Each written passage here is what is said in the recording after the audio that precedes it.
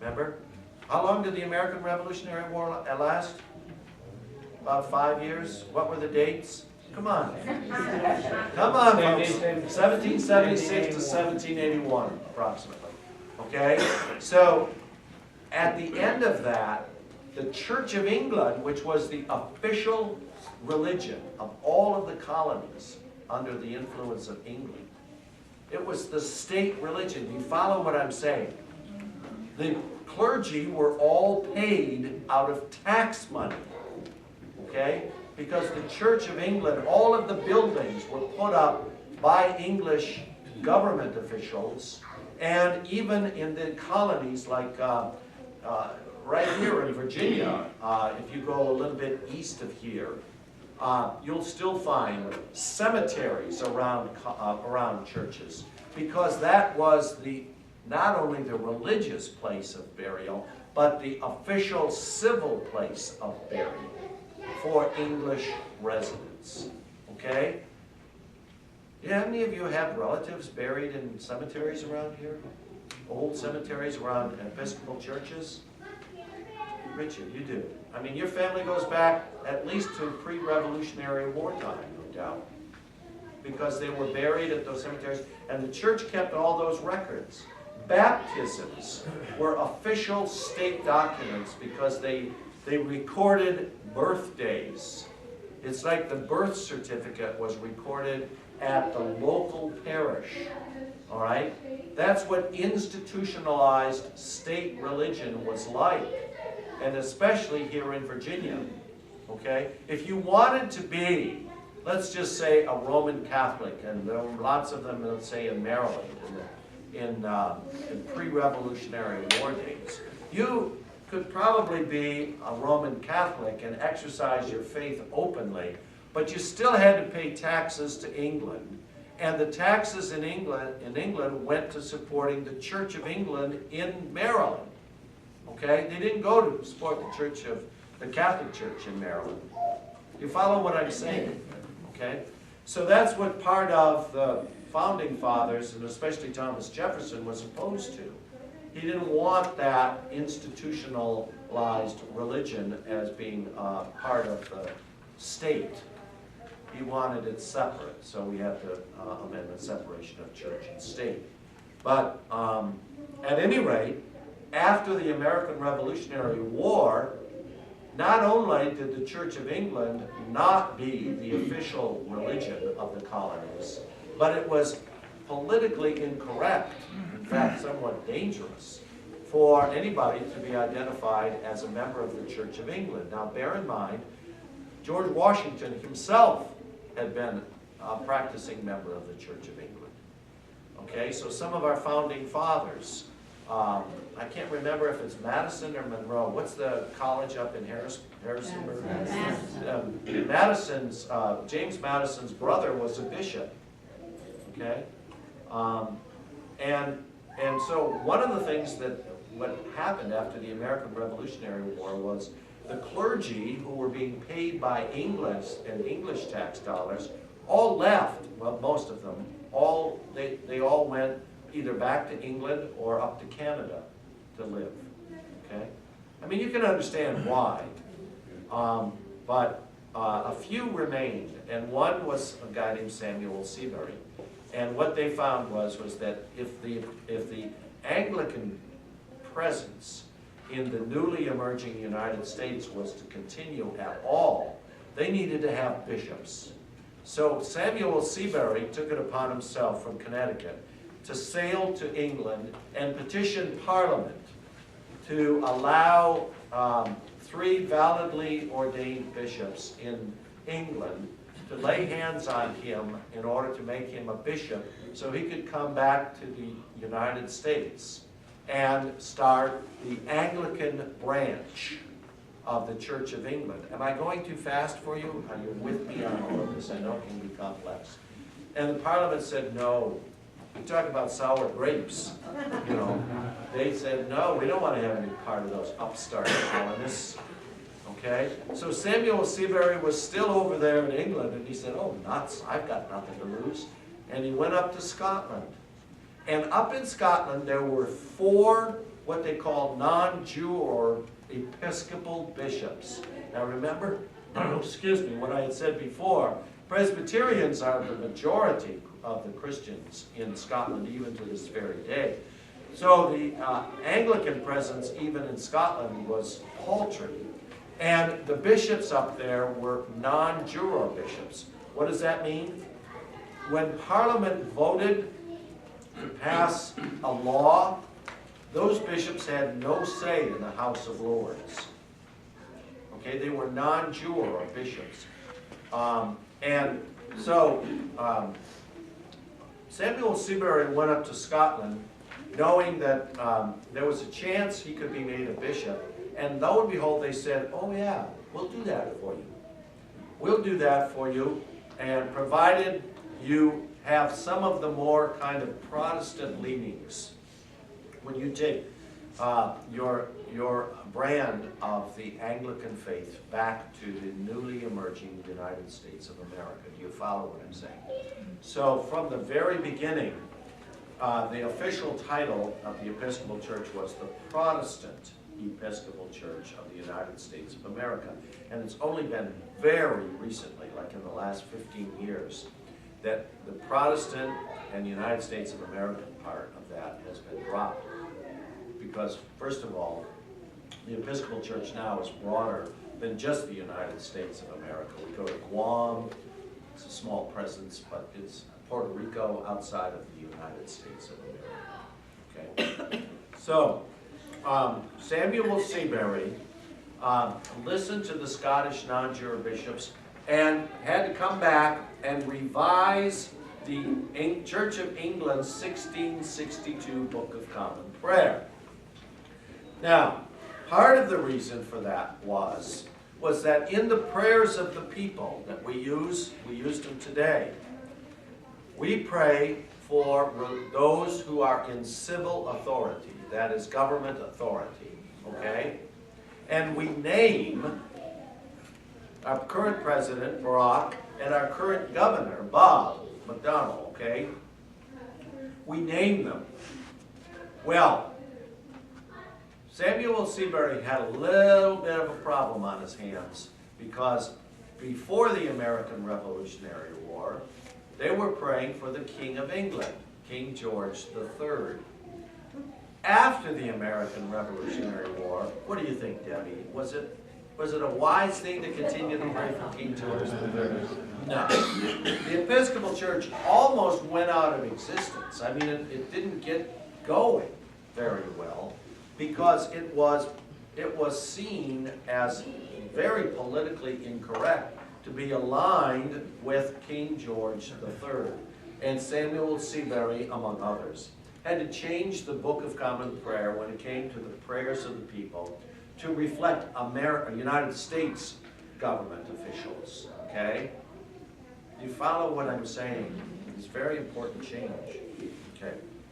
Now, the first American Book of Common Prayer was issued in 1789 and revised in 1892. The next revision came in 1928. Now, all of those, beginning with 1789, were more Protestant than they were Catholic. But by 1928, how many of you were raised using the 1928 Book of Common Prayer? About 5 or 6 of you at least. Okay, you think of it by today's standards with the 1979 Book of Common Prayer as being more Protestant. But by the standards of 1928, it was more Catholic than its predecessor of 1892.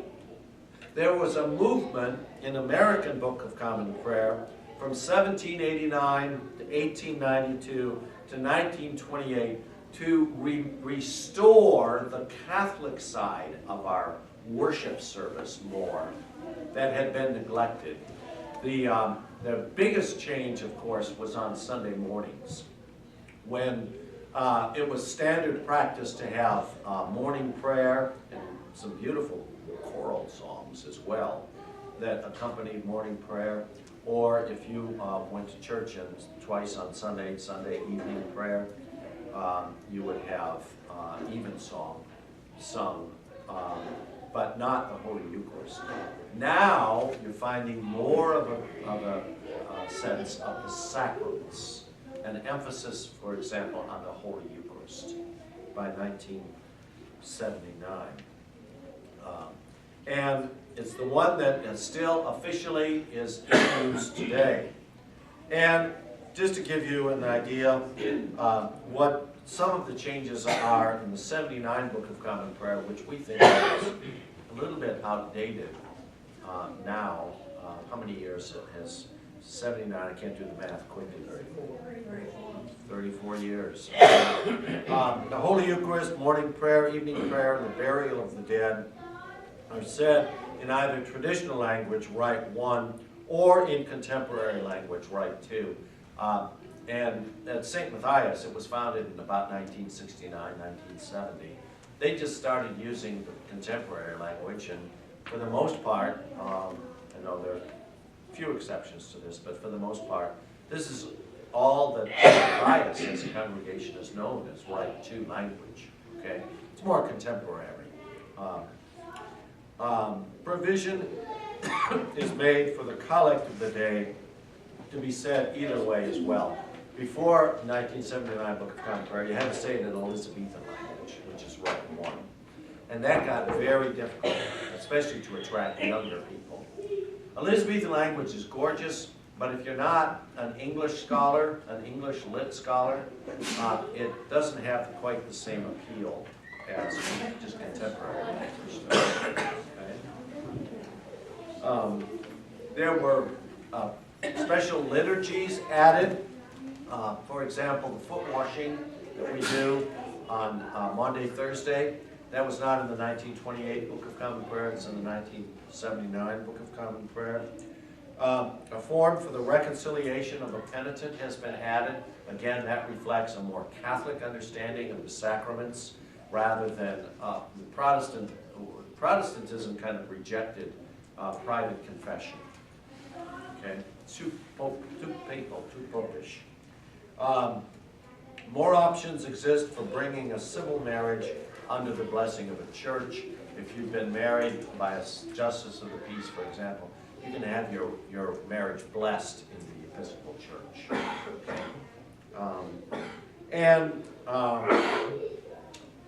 Other changes as well. Now, since 1979, actually, to be honest with you, we started using this prayer book in 1976. A prayer book has to be, in order for it to be the official prayer book, it has to be passed by 2 consecutive meetings of the General Convention. The General Convention meets every 3 years. So 1976, this came out, and then it was finalized and approved in 1979. That's why we call it the 79 prayer book. But actually, we've been using this since 1976. It includes a lot of stuff. And by 1996, there was a movement afoot to revise this prayer book. Okay? And so what the General Convention did was they authorized services as supplemental liturgical materials, and the Episcopal Church has something called the Standing Liturgical Commission, and the General Convention authorized specifically some changes in the language to reflect more inclusive language. Now, by more inclusive language, the majority of that was pointed in the direction of non-sexist language, to be inclusive in terms of gender, all right? And so the Standing Liturgical Commission, with the full approval of the General Convention, came out. There's a much bigger book than what I'm showing you here. All I've done is condense the Holy Eucharist in this little pamphlet. But the book is entitled Enriching Our Worship, and that is how you get from the 1979 Book of Common Prayer to what we use at St. Matthias as our Eucharistic prayer. Because our Eucharistic prayer that we use doesn't come out of the Book of Common Prayer in so much as it comes out of one of three Eucharistic prayers in enriching our worship. Am I making myself clear? I know this is complicated, okay? But it reflects a more inclusive language. And quite frankly, I've heard an awful lot of women in particular who thank me for using the more inclusive language from enriching our worship, okay? It's not that we're opposed at all to using the 1979 Book of Common Prayer, and we do that in other aspects of our worship. But for the Eucharistic prayer, we try to incorporate the language from enriching our worship, okay? In both cases, whether it's the 79 Book of Common Prayer or enriching our worship, it is authorized fully by the Episcopal Church. We're not doing anything here in worship, not even one iota of things that are not approved by the General Convention, fully approved by the General Convention of the Episcopal Church. We have begun, for purposes of actually evangelism, of welcoming newcomers and actually making some old-timers more familiar too with how to follow along with the service. We put into pamphlet form. We're able to do that, frankly, because of our size. We're large enough that we can have staff that can put into one booklet what our worship service is. Now, the wording is all from the Episcopal Book of Common Prayer or enriching our worship. The hymns, I need to say, go a little bit beyond the Episcopal hymnal. We use, for example, hymns from, if you look here, today we used hymns from the Episcopal 1982 hymnal, but we also use from the United Methodist hymnal and from a Roman Catholic hymnal called Gather, okay? Every once in a while, John Murdoch will come across another sacred hymn that comes from another tradition. Even the Shakers, you know, the Shaker movement, they produced a lot of good hymns. The Southern Baptist, some of you come from that tradition.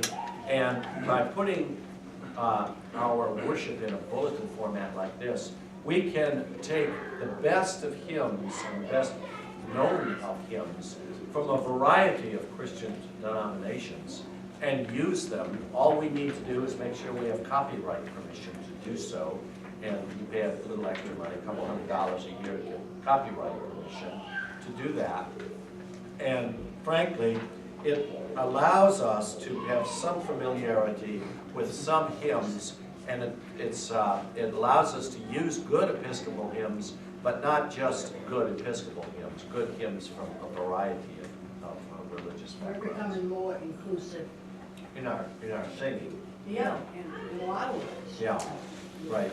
And someone has predicted that this is going to be the format in all Episcopal churches. We're a little bit on the vanguard of this. Bigger Episcopal churches have the resources to do this, and it allows us a lot of versatility and inclusion in order to be able to print it up like this, rather than to have big books like this and big hymnals as well. And so that's why we're doing this. It's an improvement, quite frankly, over the system 10, 15 years ago in the Episcopal Church. I need to get ready for the next worship service, but are there any questions you have? No?